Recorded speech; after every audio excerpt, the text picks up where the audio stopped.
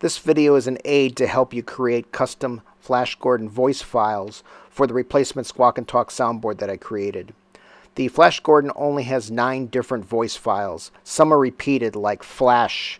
It's at both 206 and 210 file names. This video is intended to be played while you're recording your voice.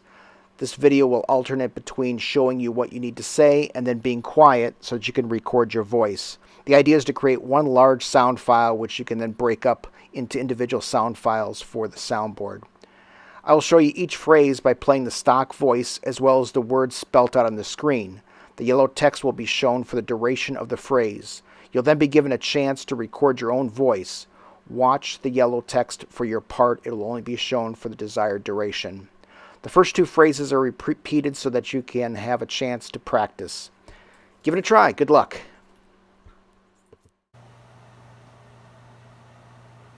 15 seconds.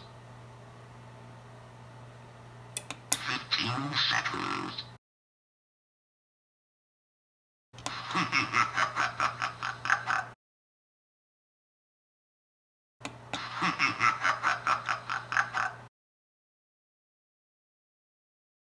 Flash. Miserable Earthling.